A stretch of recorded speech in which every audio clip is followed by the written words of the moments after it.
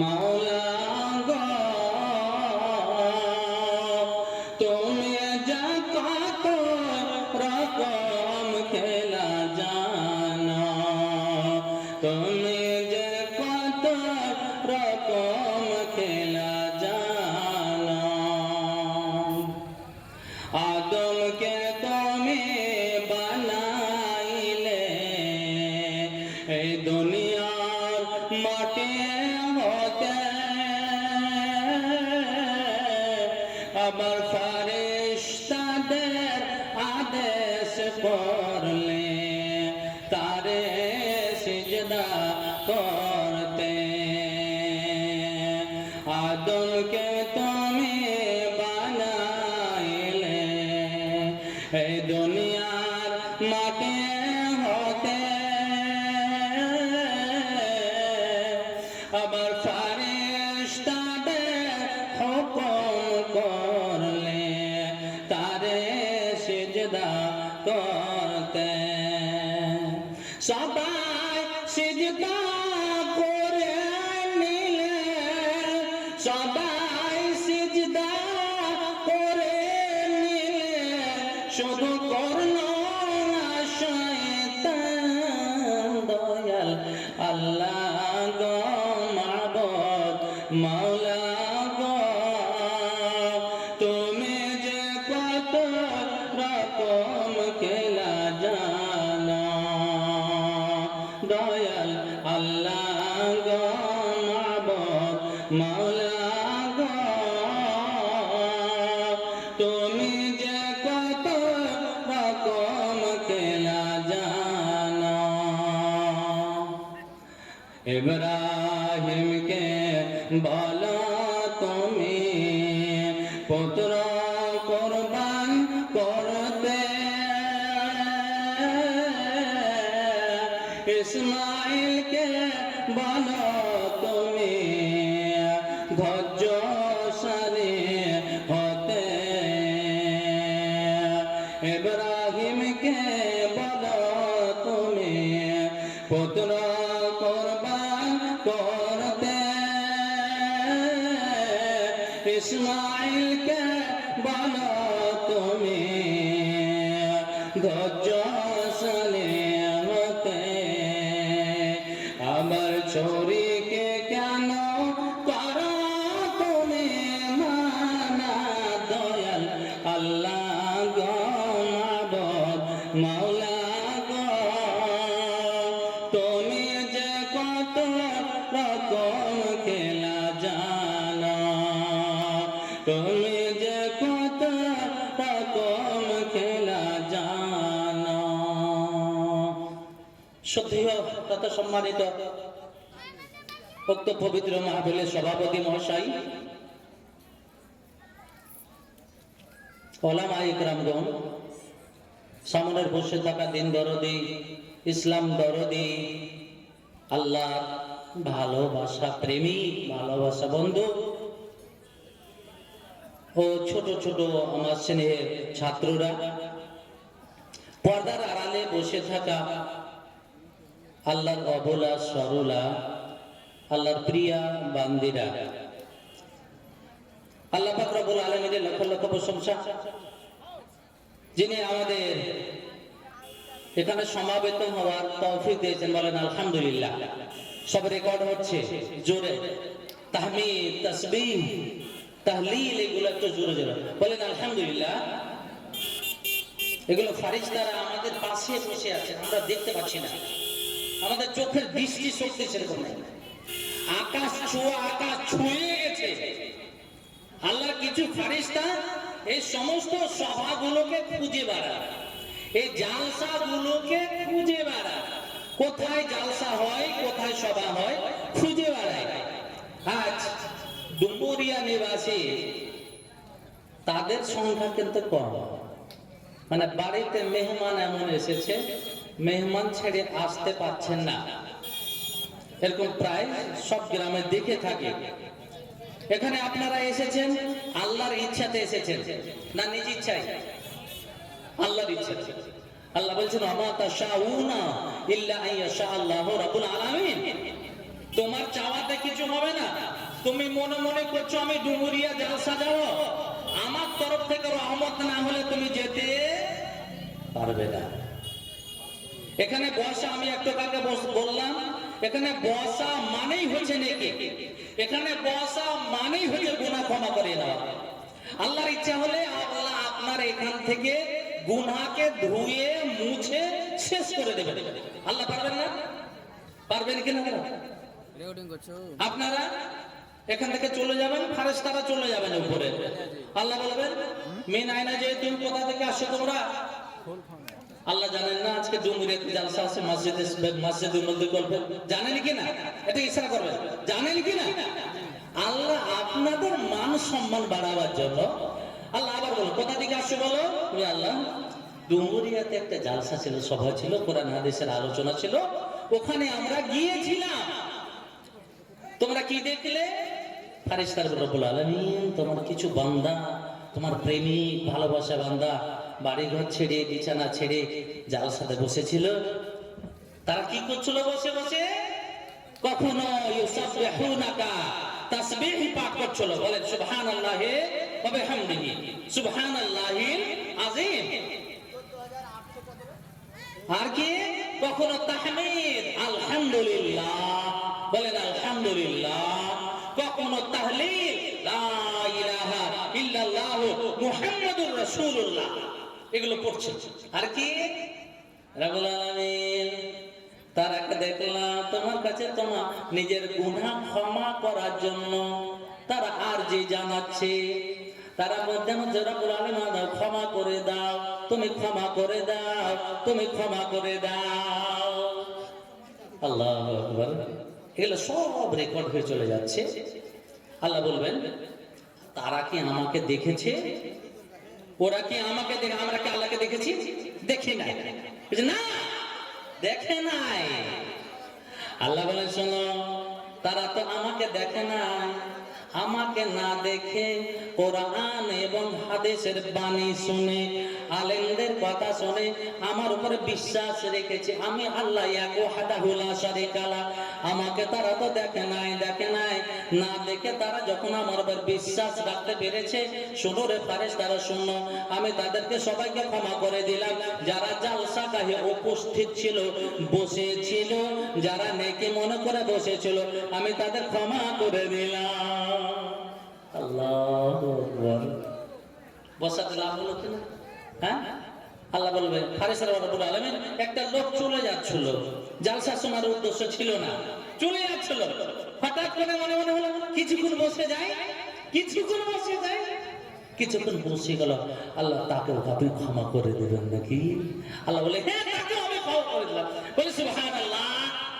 আজকে কয়েকটা হাদিস নিয়ে এসেছি, আপনারা বিরক্ত হবেন না। আমার পরে আমার ভাই নুরুল সাহেব আছেন, বুঝতে পেরেছেন তো? শুনে যাবে। আমি আল্লাহর শুকরিয়া আদায় করছি, আমি আপনাদের এই জালসাতে প্রত্যেকদিন এটা রাস্তা দিয়ে প্রত্যেকদিন যাই। 2021 থেকে প্রত্যেকদিন এটা রাস্তা আমি স্কুল যাই, স্কুল থেকে আসি। স্কুল থেকে আসার সময় কয়েকটা আমার ছাত্রী আছে, ছাত্র আছে ছোট ছোট, তারাকে সঙ্গে নিয়ে আসে টোটোতে করে, বুঝতে পারছেন? তোদের বাড়ি কোথায় বাবু? বলে এখানে। এখানে, বুঝতে পেরেছেন? বলে আপনাদের সঙ্গে আমার একটা যোগাযোগ আছে, একটা হক আছে, একটা দাবি আছে।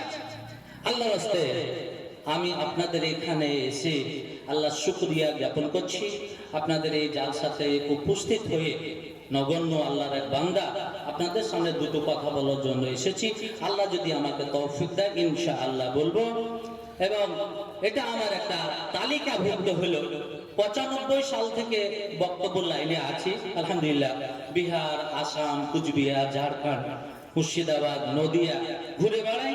তার মধ্যে এটা একটা আল্লাহর রাস্তে আমার তালিকাভুক্ত হলো যে আমি ডুমুরিয়ার মানুষদেরও দাওয়াতের জন্য গিয়েছিলাম আলহামদুলিল্লাহ। তার জন্য আমি আল্লাহর শুকরিয়া আদায় করছি। আল্লাহ বলেন আলহামদুলিল্লাহ। অতঃপর তার দয়ার কান্ডারি সাইয়্যিদুল মুরসালিন খাতামুন নবিয়্যিন মুহাম্মদুর রাসূলুল্লাহ বলেন সাল্লাল্লাহু আলাইহি ওয়াসাল্লাম, জোরে বলেন সাল্লাল্লাহু আলাইহি ওয়াসাল্লামের প্রতি শত সহস্র লক্ষ কোটি দরুদ সালাম নাযিল হোক। আল্লাহুম্মা সাল্লি আলাইহি আল্লাহুম্মা বারিক আলাইহি। আমি আপনাদের সময় বেশি নেব না।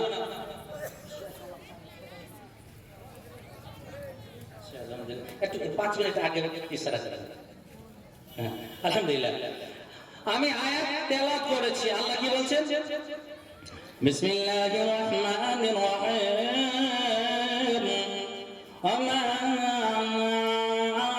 আতাকুমুর রাসূল ফাখুযুহু ওয়া মা নাহাকুম আনহু ফান্তাহু ওয়াত্তাকুল্লাহ ইন্নাল্লাহা শাদীদুল ইকাব।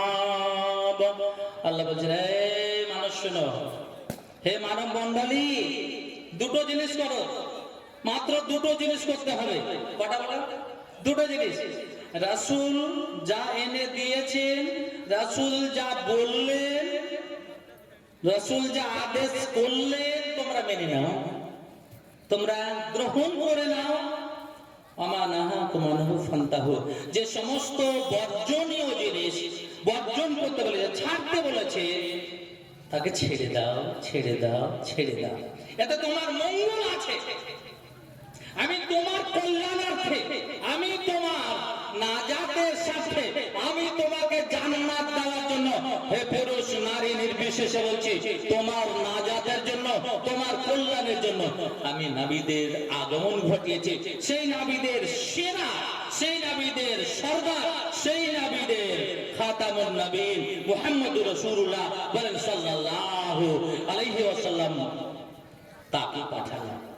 তোমরা মেনে নাও, যা বললে মেনে নাও, যা থেকে নিষেধ করলেন তোমরা বেঁচে থাকো। বলেন তো বুকে হাত দিয়ে, আল্লাহ আল্লাহ রাসূল যা আদেশ করেছেন আমরা কি মানছি? আমরা কি মেনেছি? আর যা ছাড়তে বলেছেন আমরা কি ছেড়েছি? আল্লাহ যদি আমাদের মানসিকতা যদি হতো, আমাদের মানসিকতা কিরকম, যে ওইরকম যদি আল্লাহর মানসিকতা হতো, তাহলে কবে আমরা ছাড়খার হয়ে যেতাম, কবে আমরা হালাত হয়ে যেতাম। আপনার ছেলে আছে একটা, পড়াশোনা করালেন, সব কিছু ঠিকঠাক আছে, আপনার বড় শখ যে ছেলেটা বড় হলো, বিয়ে শাদী দিতে হবে। সে করলো কি, আপনার উপরে একটা কালি, মুখে কালি মাখিয়ে দিয়ে একটা বউ নিয়ে এসে বাড়িতে চলে, আব্বা আসসালামু আলাইকুম, এই যে দেখেন আমি এসেছি, আমার বউ নিয়ে এসেছি, তোমাকে ঝামেলা করতে হবে না। মনটা কেমন হবে? আপনার আনুগত্যকারী হলো কি ছেলেটা? আপনার আনুগত্য করলো কি? আপনাকে মানলো কি? মনটাকে ঠিক আছে বাবা এনেছিস, তুই পাকিস্তানে থাকবি না, বাংলাদেশে থাকবি, তুই চলে যা, এইটা না? এটা হচ্ছে না, বুঝতে পেরেছেন?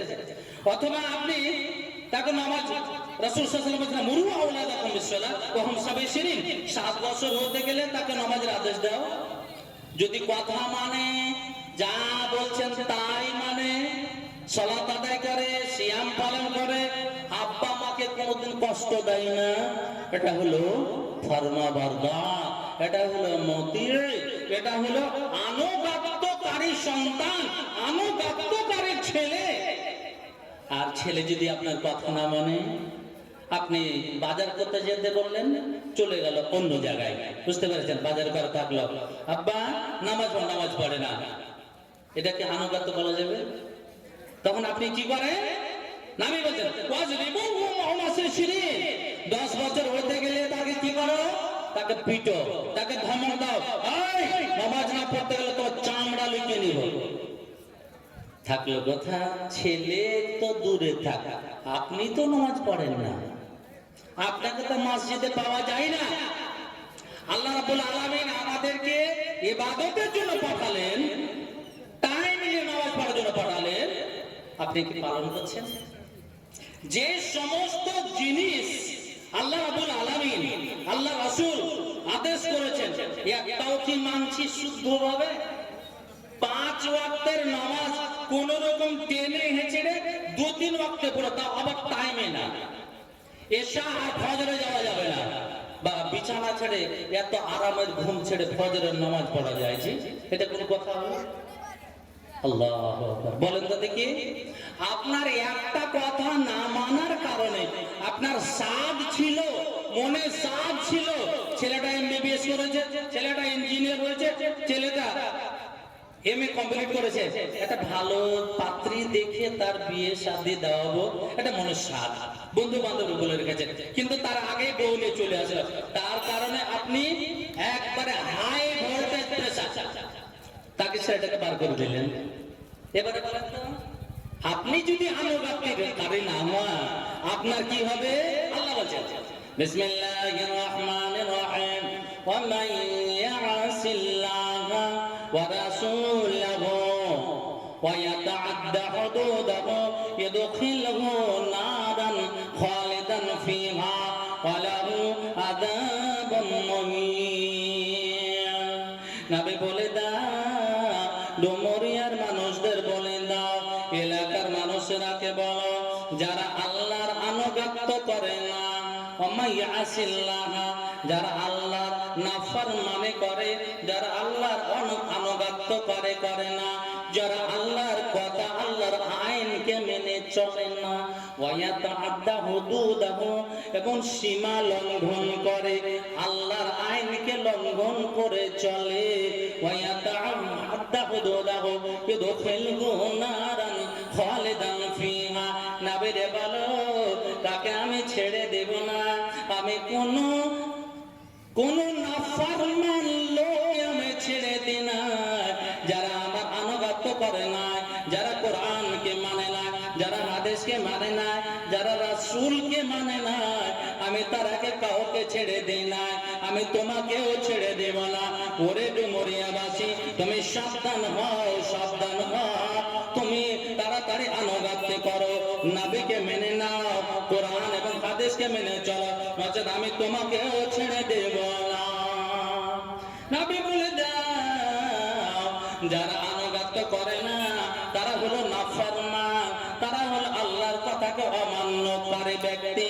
আমার আল্লাহ বলেন, ইদখিলহু নারান খালিদান ফিহা। ওরে পুরুষেরা, ওরে নারীরা শোনো, তো যারা নাফরমানি করে তাদেরকে চিরস্থায়ী ভাবে জাহান্নামের আগুনে নিক্ষেপ করা হবে, যারা চিরস্থায়ী জাহান্নামে থাকবে, ওয়ালাহু আযাবুন মুহিন, এবং তাদেরকে অপমানজনক শাস্তি দেওয়া হবে। এবার বলেন, আপনি মানছেন কিনা, আমি মানে কিনা? আল্লাহু আকবার। নবী মুহাম্মদ সাল্লাল্লাহু আলাইহি ওয়াসাল্লাম একটা হাদিস, বুখারী শরীফের হাদিস, এই হাদিসটাকে যদি আপনি তুলে নেন, কানে তুলে নেন, ঈমান তাজা হয়ে যাবে ইনশাআল্লাহ, ঈমান তাজা হবে। নবী কি বলছেন? দুনিয়া মালাশানা মায়াদমানু লি মা বাইনা লিহিয়াইহি ওয়া মা বাইনা রিজলাইহি আযমানু লাহুল জান্নাতা।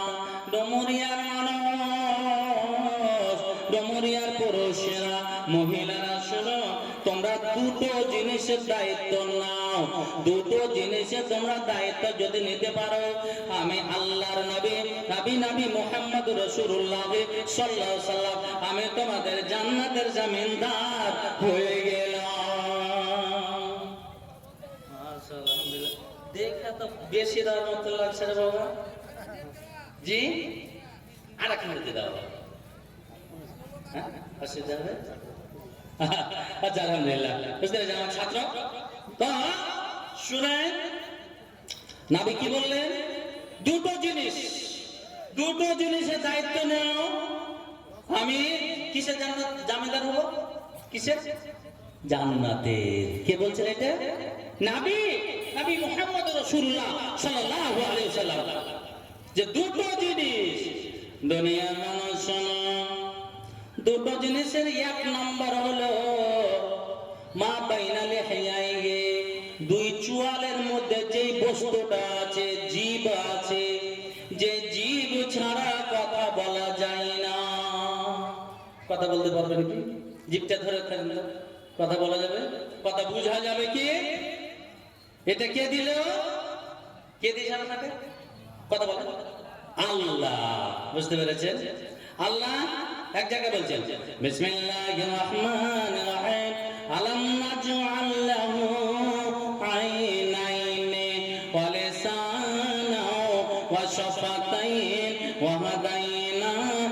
নাজদাইন।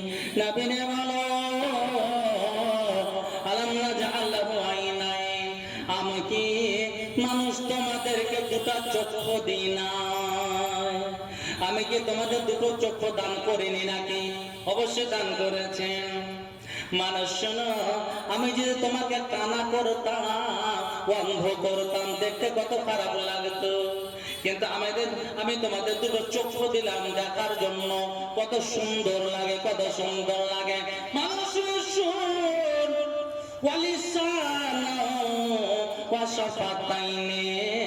আমি কি তোমাকে জীবটা দিই নাই? তার মানে জীব দিয়েছে কথা বলার জন্য, কোরআন পড়ার জন্য, ভালো কথা বলার জন্য। আমি কি তোমাদের দুটো ঠোঁট দান করে না? বলেন তো, ঠোঁট যদি না থাকতো দেখতে কি মানুষকে কি বলতো আপনাকে? দাঁতলা বলে, দাঁতলা বলে